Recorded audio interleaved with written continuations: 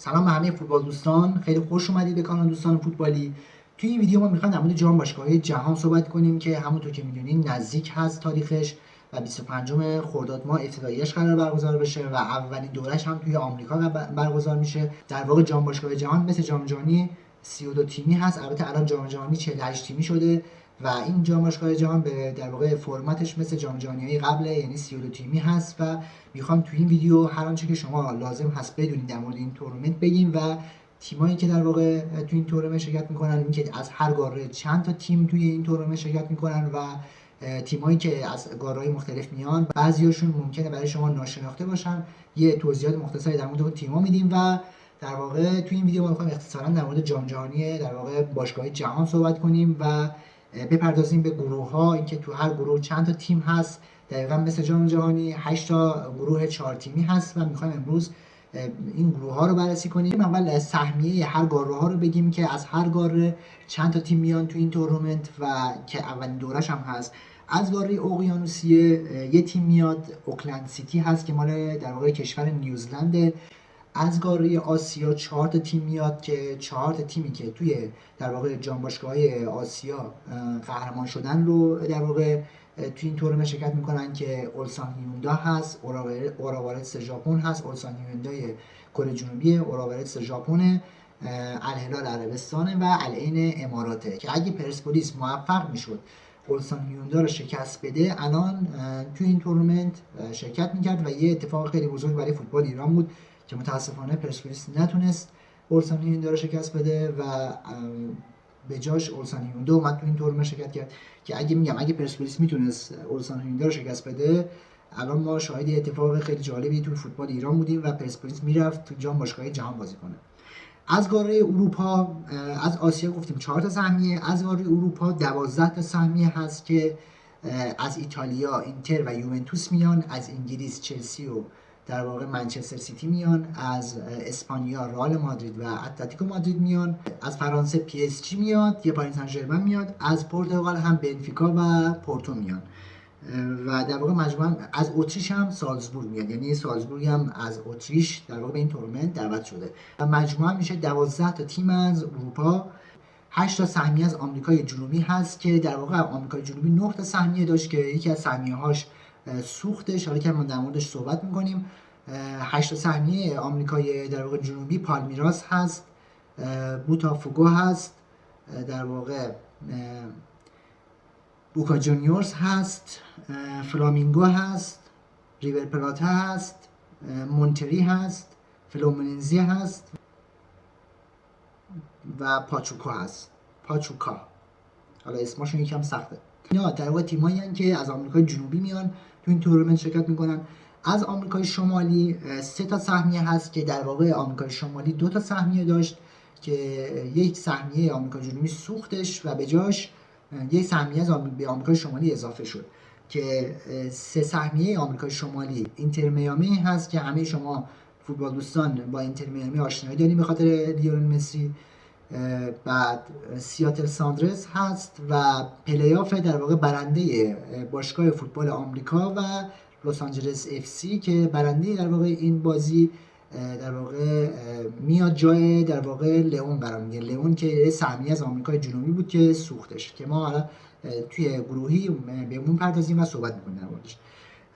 اما از آفریقا 4 تا سهمیه ما داریم. از آفریقای در واقع از قاره آفریقا ما 4 تا سهمیه داریم که 4 تا سهمیه آفریقا اسپرانوس هست، اسپرانوس مال تونس، مالمودی ساندروز هست که مال آفریقای جنوبیه، کازابلانکای مراکش و الاهلی مصر که 4 تا سهمیه از آفریقا. پس مجموعاً شد 32 تا تیم، 4 سهمیه آسیا، 4 سهمیه آفریقا، 3 سهمیه آمریکای شمالی، 8 سهمیه آمریکای جنوبی و 12 سهمیه اروپا و یه سهمیه هم که قاره اقیانوسیه هست که مجموعاً میشه 32 تا تیم.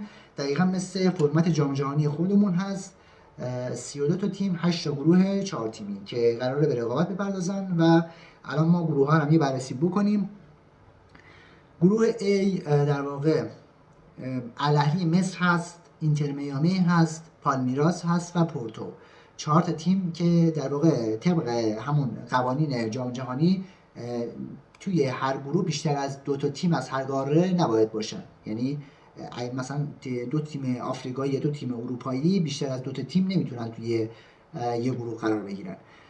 در مورد الاهلی صحبت کنیم که پرافتخارترین تیم در واقع مصر هست که سال 2024 قهرمان در واقع لیگ قهرمانان آفریقا شده، 12 تا قهرمانی داره در واقع و توی لیگ خودشون و یکی از پرافتخارترین تیم‌های در واقع آفریقا هست. اینتر میامی هم که همتون میشناسین به خاطر لیونل مسی، در واقع مالکش دیوید بکام هست که بازیکنایی که تو اروپا دیگه تاریخ میراثشون میگذره رو بکام جمع میکنه توی اینتر میامی و لیونل مسی هست، در واقع جوردی آلبا هست و سوارز هست و الان میگن مودریچ هم قرار اضافه بشه و یه تیم خیلی جذابی داره اینتر میامی.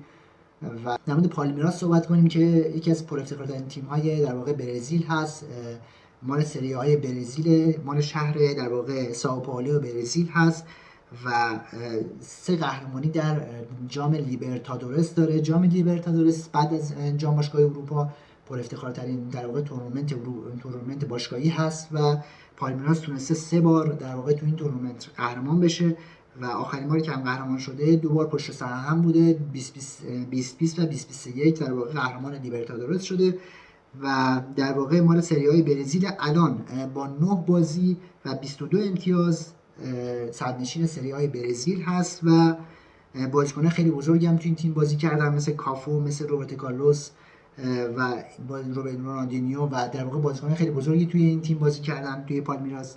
پورتو هم که همتون میشناسین، در واقع یکی از تیم‌های لیگ پرتغال هست. اما جدول گروه A گفتیم، جدول گروه B. توی گروه B اتلتیکو مادرید هست که خب معرف حضور هست، همتون میشناسین. بوتافوگو هست که بوتافوگو هم در واقع یکی از تیم‌های در واقع سری آ برزیل هست. در مورد بوتافوگو هم بگم که مال شهر ریو دو ژانیرو برزیل هست و توی سری آ برزیل بازی میکنه و تونستن توی 2024 یعنی سال قبل قهرمان جام لیبرتادورس بشن برای اولین بار. یعنی بوتافوگو برای اولین بار قهرمان جام لیبرتادورس شد توی 2024 و تونست توی این تورنمنت شرکت کنه. پاریس سن ژرمن هم که همتون میشناسین که امسال به فینال لیگ قهرمانان رفته و قراره با اینتر بازی کنه و توی این تورنمنت حضور داره. سیاتل ساندرز یکی از سهمیه‌های آمریکای شمالی هست و در واقع میزبان این مسابقات کشور آمریکا هست و سیاتل ساندرز در واقع مال شهر سیاتل آمریکاست و قرار تو این تورنمنت حضور پیدا کنه. و جدول گروه بی هم گفتیم. جدول گروه سی اوکلند سیتی هست که همونطور که گفتم مال قاره اقیانوسیه، مال کشور نیوزلند. بایر مونیخ هست که معرف حضور هست، مال در واقع کشور آلمان هست. بنفیکا مال پرتغاله و تیم آخرم بوکا جونیورز که یکی از پرافتخارترین تیم‌های در واقع آرژانتین حساب میشه با 6 قهرمانی در لیبرتادورس و یکی از پرافتخارترین تیم‌های آرژانتین حساب میشه و بازیکنان مثل مارادونا، ریکلمه، باتیستوتا توی این تیم بازی کردن و وجود این تیم توی این تورنمنت میتونه جذابیت در واقع مسابقات واقعا اضافه کنه. جدول گروه دی رو هم نگاه بندازیم که اسپرانس هست که مال در واقع کشور تونس آفریقاست و یکی از در واقع پرافتخارترین تیم‌های در واقع کشور تونس هست. چلسی رو که همه معرف حضور هست. فلامینگو هست که یکی از تیم‌های در واقع پرافتخار کشور برزیل هست و توی سری آ برزیل بازی میکنه و مال شهر ریو دو ژانیرو برزیل هست. الان با 18 امتیاز توی رده دوم در واقع سری آ برزیل قرار داره و 3 بار هم تا الان قهرمان لیبرتادورس شده. اما برسیم به لئون که مال کشور مکزیک بود و به علت تخلفات فیفا در واقع لئون رو از این تورنمنت کنار گذاشت و یکی از در واقع سهمیه‌های آمریکا جنوبی بود که سوختش و به جاش در واقع برنده به در واقع باشگاه فوتبال آمریکا و باشگاه فوتبال لس آنجلس اف سی قراره در واقع برنده این مسابقه بیاد جای لئون قرار بگیره و در واقع پلی‌آف لس آنجلس اف سی و باشگاه فوتبال آمریکا قراره در واقع 11 خرداد که میشه 1 جون قرار برگزار بشه و برنده اون دیدار که به احتمال زیاد لس آنجلس اف سی باشه بیاد در واقع جای لئون قرار بگیره و این جدول هم تکمیل بشه. پس لئون در واقع که سهمیه آمریکای جنوبی بود مال مکزیک بود، از در واقع سوختش سهمیه‌اش به علت تخلفات و از این تورنمنت کنار گذاشته شد. جدول گروه ای رو بریم یه نگاه بندازیم که اوراورلز ژاپن هست، همان در واقع لیگ قهرمانان آسیا بود و تونست تو این تورنمنت شرکت کنه. در واقع 4 قهرمان لیگ قهرمانان در واقع آسیای گذشته رو آوردن تو این تورنمنت، در واقع گذاشتنش که اوراوارس یکی از این 4 تا تیم بود. بعد اینتر هست که معرف حضور هست که اگه تارمی توی اینتر بمونه که احتمال زیاد میمونه دیگه، احتمال زیاد میمونه و توی این تورنمنت قرار شرکت کنه. مهدی طارمی براش یه در واقع چالش خیلی جالبی هست که توی این تورنمنت بتونه شرکت کنه. ریور پلاته مال آرژانتینه، یکی از تیم‌های پر افتخار در واقع کشور آرژانتین هست. ریور پلاته در واقع توی در واقع لیگ سوپرلیگ آرژانتین بازی میکنه، مال شهر بوئنوس آیرس آرژانتین هست. تا الان 4 قهرمانی توی لیبرتادورس به دست آورده، یکی از پر افتخارترین تیم‌های آرژانتینه و الان با 16 بازی و 31 امتیاز توی رده دوم جدول سوپرلیگ آرژانتین قرار گرفته. و تیم بعدی مونتری هست که مونتری هم مال در واقع شهر مکزیک هست، در واقع یکی از سهمیه‌های در واقع کشور مکزیک سوختش و مونتری تنها سهمیه کشور مکزیک هست که توی این تورنمنت قرار شرکت کنه. بس مال کشور مکزیک هست. جدول گروه اف هم یه بررسی بکنیم که اولسان اچ دی هست که در واقع اگه پرسپولیس میتونست اولسان رو شکست بده الان توی این تورنمنت شرکت میکرد و برای ما ایرانی‌ها خیلی جذابیتی خاصی داشت در واقع حضور یه تیم ایرانی توی این تورنمنت. ولی نتونست پرسپولیس شکست بده و اولسان تونست 2-1 پرسپولیس رو شکست بده و اولسان در واقع توی این تورنمنت شرکت میکنه، مال کشور کره جنوبیه. بعد دورتموند هست که معرف حضور هست. فلومیننزه مال در واقع کشور برزیل هست، یکی از در واقع تیم‌های پر افتخار کشور برزیل هست، تو سری آ برزیل بازی میکنه.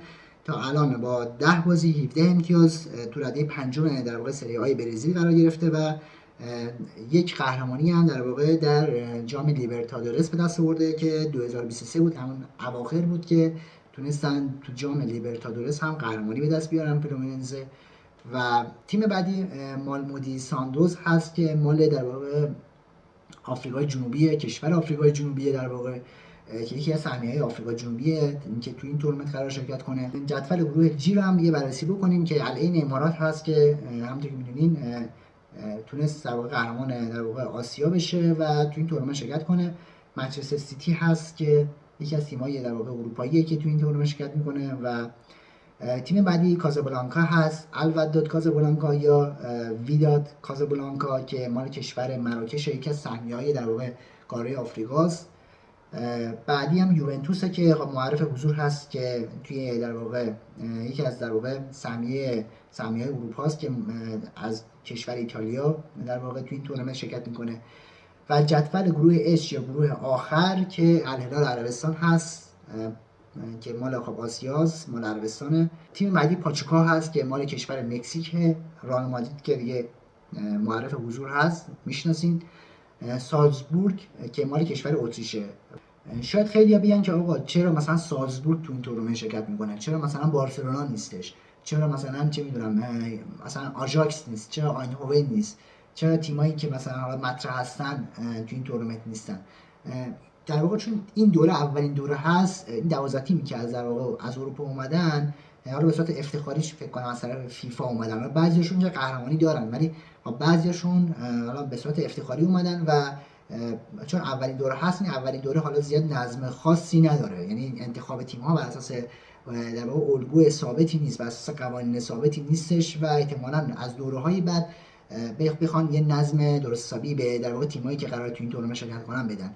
در واقع این تمام اطلاعاتی بود که در مورد در واقع جام باشگاه جهان هست که قرار 25 خرداد افتتاحیه در واقع برگزار بشه بین اینتر میامی و در واقع الاهلی مصر، یعنی در 25 خرداد ماه افتتاحیه بین اینتر میامی و الاهلی مصر قرار برگزار بشه. دیدار افتتاحیه بین الاهلی مصر و اینتر میامی ساعت 3:30 صبح قرار برگزار بشه 25 خرداد ماه و در واقع چون بازی‌ها تو آمریکا برگزار میشه به وقت ایران، در واقع بازی‌ها هم صبح برگزار میشه، هم بعد از ظهر هست و هم شب هست.